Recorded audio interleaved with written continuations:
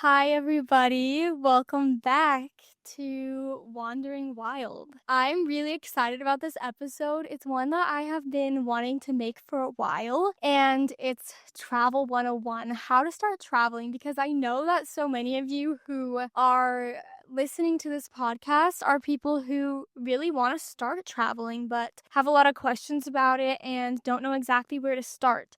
So I today am going to share with you all of my best tips, how to just get started. We're going to go through some safety stuff because especially for women, I think that's a really important thing to talk about. We will talk about different ways to do it, all of these things.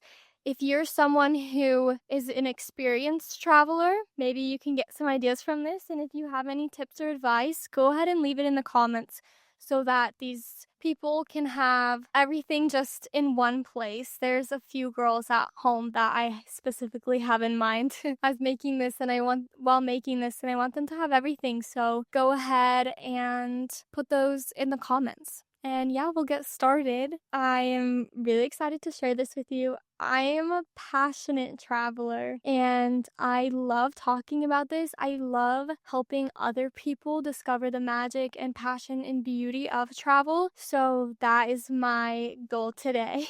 So from one wanderer to another, this is what I have to share. I also made a PDF.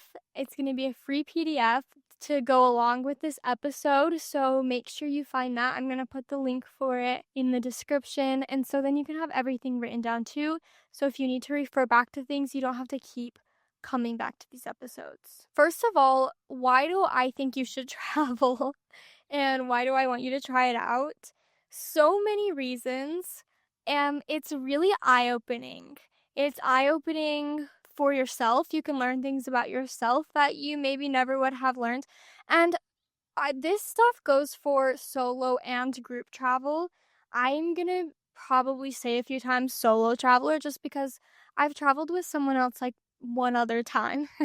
So that is just what I have the most experience in, but this can apply to anyone you're traveling with, any way you're traveling. But it is just really eye-opening. It's humbling. You experience and grow. It can be the best reality check that you're not better than anyone else. And it can show you the privilege you have. It can open your eyes to various ways of life. Sometimes when you're in a hostel, you will meet people who are 10 years older than you and they're doing the same thing as you. You will meet people who moved there and opened a coffee shop. You're going to meet people who are traveling fast. They're only spending a few days in each place. You're going to meet people who are so slow traveling. You're going to meet digital nomads. You're going to meet people who do working visas. Lots of different kinds of options just open up for you. One thing that travel has given me is the realization that my life can be whatever I want it to be. That there's no real timeline. It's all just made up. There's no real blueprint of how you're supposed to and how you should live your life, and that's a gift that travel has given to me, and how amazing is that? Another thing is connection with yourself and with other people.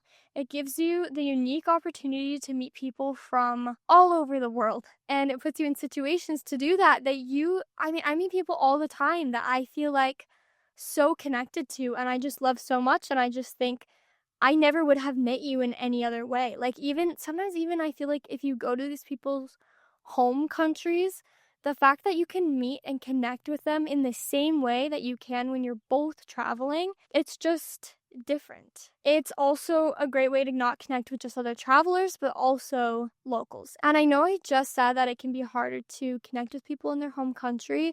I think that's true just because they already have their routines. Sometimes there's a language barrier. They already have their group of friends. But I have became friends with a lot of locals, and it's always the best because you can experience the country a little more through their point of view. And I just think, I don't know, it's just a lot of these people you never would have met if you hadn't had gone. So it's really special in that way. I have met some really, really amazing, inspiring people that I have so much love for, and I have just felt so much love in general throughout my travels. And it's just something I can't describe. Like, I just wish for you to experience just experience it for yourself. The way you meet somebody and you can become so close and such wonderful friends and so special to each other in such a short amount of time. It's like it's amazing. You just need something you need to experience. Just trust me on that one. It also can give you a lot of confidence. Travel has made me realize how capable I am. Every day you're navigating challenges, you are meeting new people, you're discovering yourself, you are making decisions, you're planning things. This is one of the most confidence building experiences you can have. I really truly believe that. And kind of like something I talked about in my last episode, when you're in a place with people from all over the world, you're surrounded by people from all over the world, people are dressing differently, they're each speaking differently, they each have different ways of acting, of life. And so it really helps you like tune into who you are and to feel confident in that. At least that was my experience. But oh my gosh, just like getting yourself to another country and forcing yourself to be social, like it just has built so much confidence for me, like insane amount. I'm gonna say, like, again, this applies to everyone, but I think especially solo travel because you're doing it on your own. Like you are out there on your own. How freaking amazing is that? That's a scary thing to do. Solo travel is, and just travel in general, it's hard. It can be really hard and it can be scary and it can be stressful.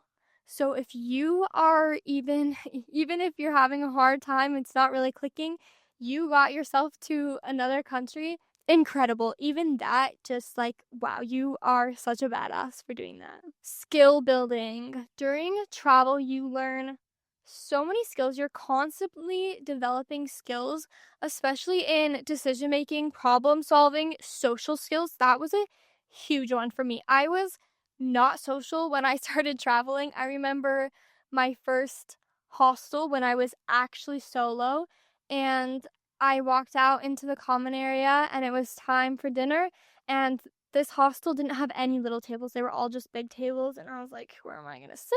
Who am I going to talk to?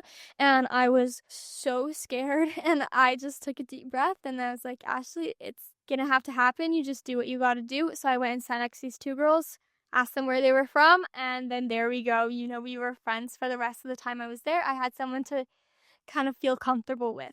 So you really learn social skills. Huge thing.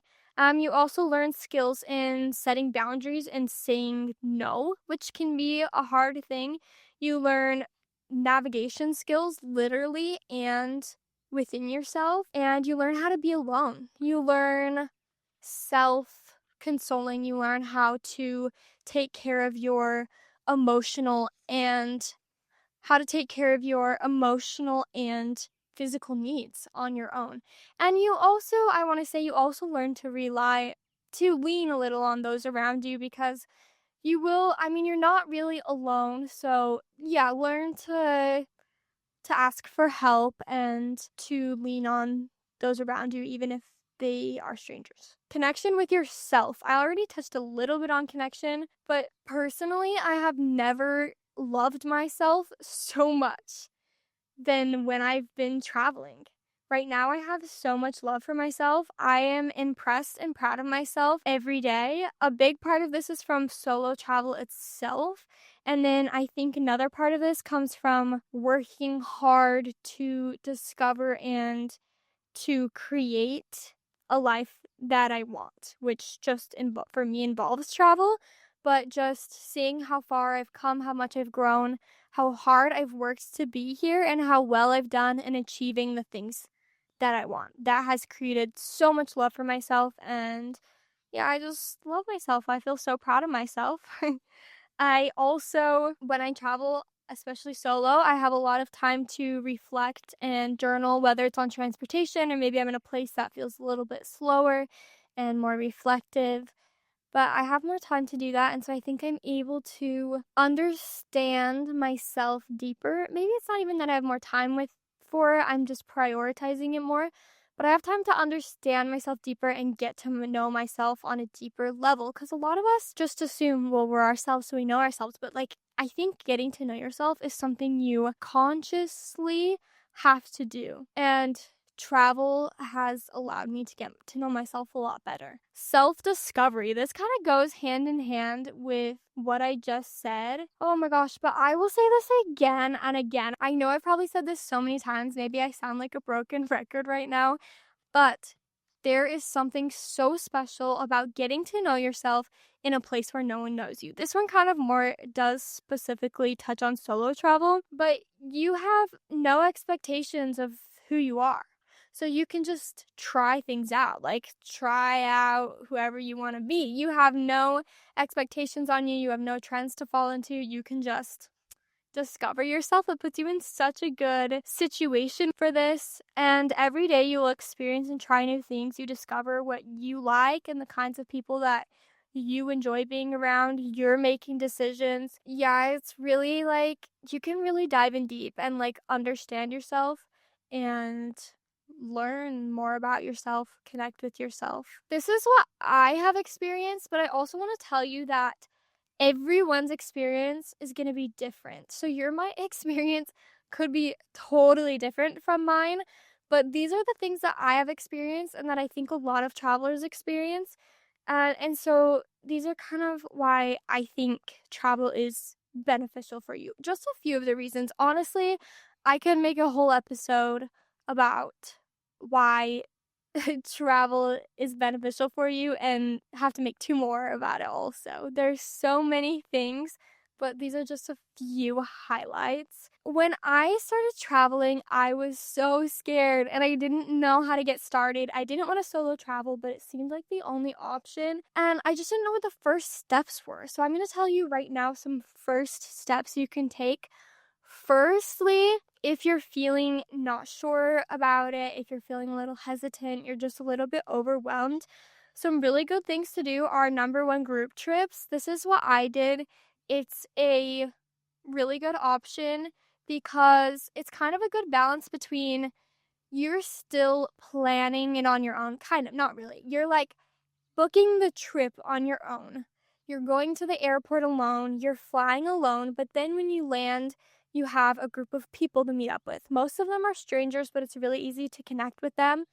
And it's kind of like you have a built-in community of friends. You're not just like thrown into it. You have people to meet up with, you have a place to stay figured out, you probably have some activities planned, and it's just a really good balance between kind of taking that step towards backpacking, but doing it in a way that feels a little bit more reassuring and safe. In the PDF, I'm going to put a few companies that I recommend for that, but there's honestly so many, and it's a popular thing to do right now. So a lot of travel influencers are putting on group trips now because it's just such an ideal job for a traveler. Like, how cool would it be to host a group trip? So yeah, you can really find them pretty easily on social media, but always make sure to check into it, ask a lot of questions, look for reviews, and just listen to your intuition overall. Make sure you feel good about it before you book something like that. There's also trips, more like less backpacking style trips, more like vacation-y style trips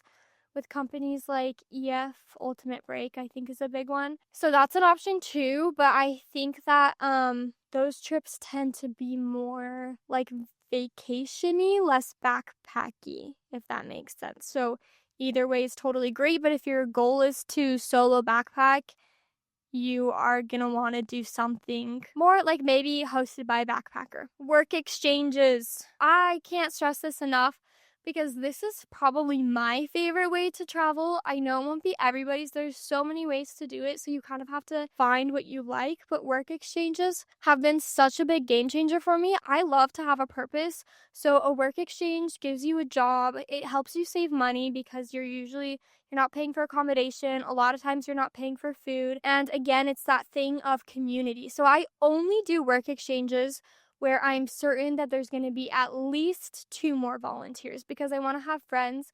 I've done ones where there's like 15 other volunteers, and those are honestly my favorite, but it just depends on what you want and what you like. World Packers is my favorite place to find them, but I've also done plenty by just messaging hostels. I've done bar work, I've done housekeeping, reception, gardening, I've taught yoga, so many different things. There's also ones on farms, there's ones working with children. So it really just depends on what you want, but it's just such a good way. It's such a good way to kind of experience a place in terms of what it would feel like to live there rather than be a tourist there. You have a job, you're working, you have a place to stay, so that takes some stress out of it. One thing I do want to say, keep in mind when you're looking for work exchanges, read the reviews. In World Packers, it's awesome because you can go through and you can actually message people who have done it, so you can ask very specific questions. Look at reviews, ask questions, and then always know that you can leave whenever you want. Most likely you're not going to be signing a contract with them, so you can leave whenever you want. You're disposable to them. I know this probably sounds so bad, but they can be disposable to you. It's of course an important value to be able to keep commitment, but I have been stuck in some situations that just weren't great and I was scared to leave, and then finally did and was like, why did I stay for so long? You are your number one priority. You have to listen to your intuition. You have to know when to say no. You have to know when to leave. Just never be afraid of that. Choose yourself first and do what you got to do. Another thing I wanted to say is you can invite someone experienced. Of course, like, you don't want someone feeling like they have to babysit you, but like, I don't know. I feel like there's probably so many, especially if you have people in your community who travel, there's probably plenty of people. If you were like, hey, do you want to go on this trip with me? They would love to, and they would love to kind of show you the ropes. So I just went on a trip with my little brother and one of our good friends, and neither of them had backpacked before. And I don't think they needed me. Like, they would have been so fine without me. But I do think that it was a little bit helpful to have me there to kind of like show them what I know because I'm so experienced. So that's what made me think about it, is could be an option. So anyways, moving on, you can start with short trips. There's no reason you need to jump straight into a 3-month solo backpacking trip all the way across the world. Start with smaller trips, ease into it, go somewhere that's a little bit closer to home, go with a friend, go visit a friend. All of those are great options. There's no reason you need to jump right into it if you don't feel comfortable. I kind of did. I did a group trip and then I got all the confidence in the world and I planned a 3-month solo trip through Central America, and it was intense, and I think it was a little bit ambitious with me. I'm so grateful for it. I think I learned a lot from that trip. It ended up being absolutely incredible, but it was really difficult at first. So it's not saying that you can't do it, but if you don't want to do it that way, and I meet people all the time who start off solo traveling big trips and have no problems. So it just depends on you and what you want. But there's no reason you have to just jump right into the deep end. First steps, once you're feeling a little bit more comfortable, book the ticket. Just book the ticket. Like, of course you need to do research on the visas, okay? Go online, search for France visa requirements for a United States citizen or wherever you're from and wherever you're going. Figure out if you can even go there, first of all. Figure out if there's anything you need to fill out, any paperwork you need to have, or if you can just do it at the airport. As a US citizen, I'm really lucky. A lot of countries don't require a lot from me, but you do need to do your research on that. Make sure you can get in. And then book a plane ticket. Once you've spent that money on a plane ticket, you're most likely going to stay committed. Sometimes it just takes that first step of like, oh wow, it's really happening, to give you the momentum that you need. After you book the plane ticket, then after you get the plane ticket, book your accommodation. Even if you are planning a trip to, say, Southeast Asia. If you're like, well, I might want to go to more than one country, blah, blah, blah, blah, blah, book your accommodation for the first week or the first 4 nights, and then figure it out once you get there, because you're going to get there and people are going to be like, oh, have you tried here? Oh, you should go here. Oh, do this, and you're going to be like, oh, cool, I'm glad I don't have anything planned. And so things don't need to be so planned ahead. Sometimes you just need to take that first step of just booking the flight, and that'll give you the momentum you need to handle the rest. The next thing is safety, and the biggest thing I'm going to say here is trust yourself. You have this amazing built-in feature of your intuition and your gut feeling that tells you, can help guide you when things are not right and when things are really good. So this is your biggest tool. You need to listen to this. It's so important, okay? A few other more logistical safety tips. Don't take your cash out in public. Always, when you're in an unfamiliar area, I know we all love to listen to music, pretend like our life's a movie, because it is. Take one earbud out so you can hear what's going on around you. You need to be able to hear what's going on around you. If you ever feel uncomfortable or you're in a weird situation, find a place with people. I've done this before. I had a really weird situation trying to get out of Panama, and this guy was being really creepy. He was like following me, saying we were going to get married and I was going to stay in Panama with him forever. This like really old man. I was freaked out, and so I just went and sat in a restaurant, and nobody spoke English. I just sat there because most people are good, and so you're just better off around a group of people than you are all alone with someone creepy, you know? Or if you get a weird vibe ever, just find other people. Cash in general, I want to go back to that because I have a little stash of cash that I feel like could get me out of a bad situation or an emergency situation, and I have it hidden in two separate spots because I feel like it's just better to have it in two separate spots, so if one gets stolen, you have the other one. But I've never had anything stolen, so I've been doing pretty good. Emergency cash, and then being discreet about where you put it, locking it up. I like to have a little bit of cash on me also in the local currency just in case I need it.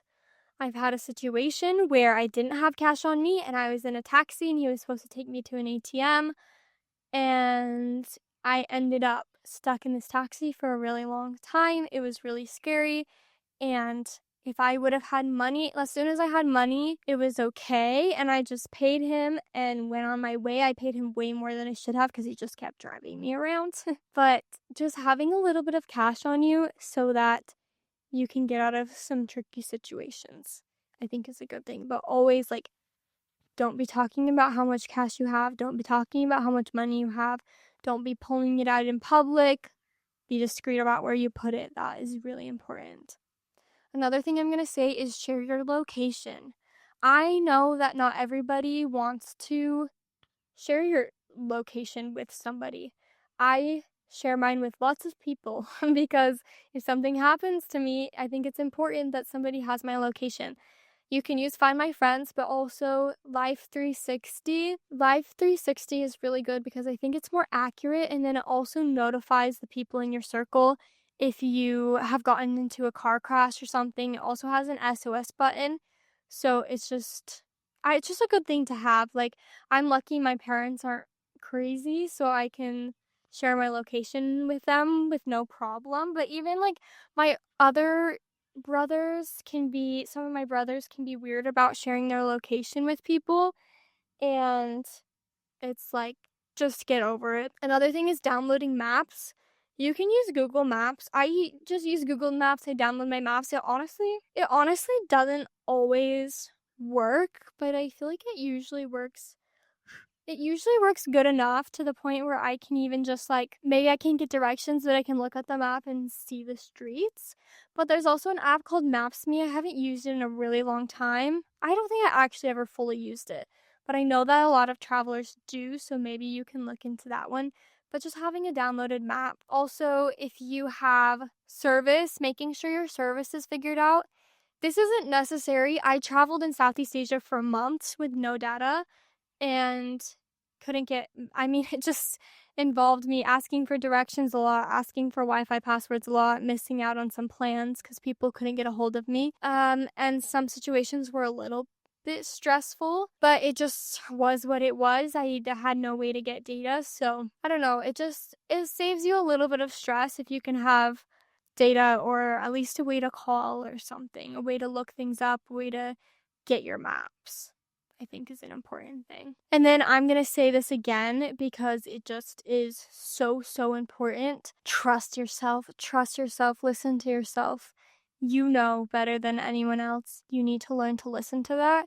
You need to learn to say no. You need to learn to follow your intuition and to stand up for yourself. That is the most important thing. So, what kind of emotions can you expect going into solo travel or into travel in general? This is going to depend from person to person, of course. But from my experience and from talking to a lot of other travelers, travel is full of extreme highs. Like, I'm talking on top of the world, infinite confidence. Maybe you've got like a travel fling and they just seem like the best person ever, and you've got a great group of friends, and it can be absolutely incredible. And then you can also have really low lows.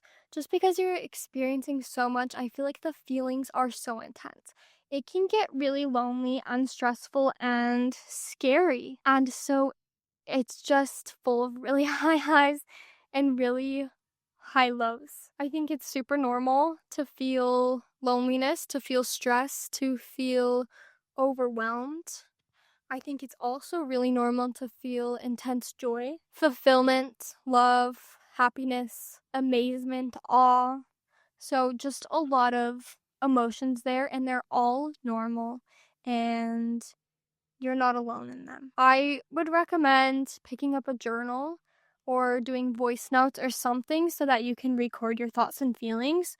I feel like later they can kind of help you understand what you just experienced, and in the moment they can kind of help you process. I think it's also important to have alone time to reflect and process on everything that has been going on. Some mindset tips I have for you. The first is that you might never be 100% ready. Like, you genuinely might never be 100% ready, so just go anyways. Like, don't wait to be ready. It's just something, sometimes it's just something you have to just do. So you might not be 100% ready. The second is that you are a badass. When you travel, you will learn what you're capable of, and I promise you that it's so much. You are capable of so much. You're absolutely incredible. You are a goddess, and you can do this. Believe that for yourself. And if you don't, it's okay, because I believe that for you. You absolutely got this. Another mindset that's going to change your travel experience is from going from a state of vacation where you're just trying to like escape life, have fun, enjoy, to a state of experiencing growth and learning. It's going to make a huge difference. There's a trend on Instagram going on right now that says, if the goal is to experience, everything's a win.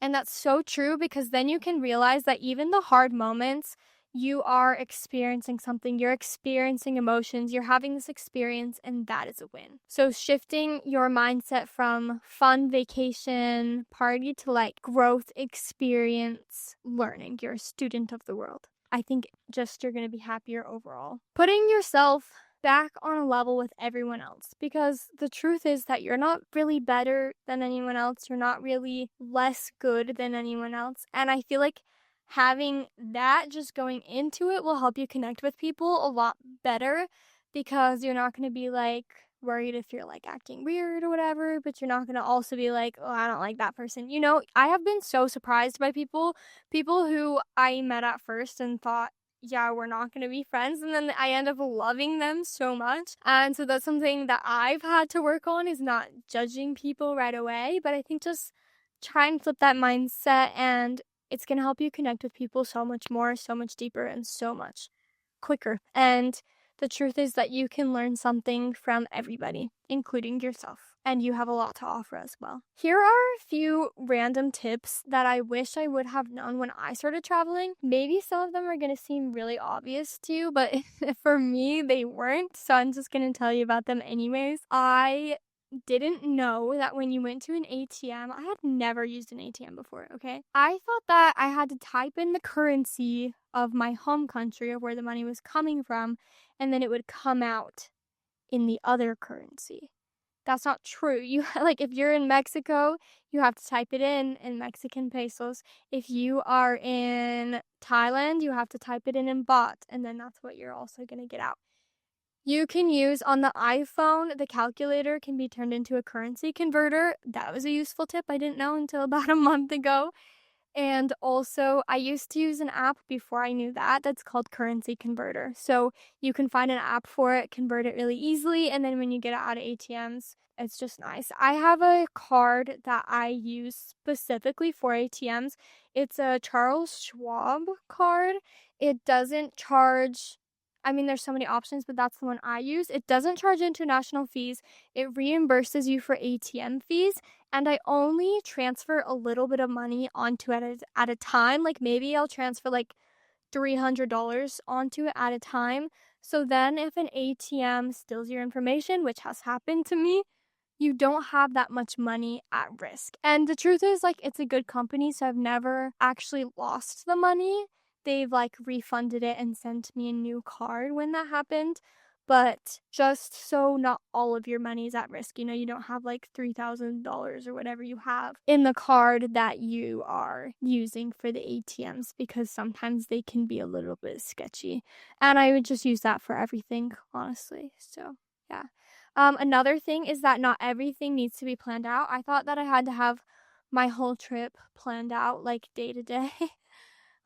And it wasn't great. I experienced this during my first trip to Mexico and then also on my first like big solo trip.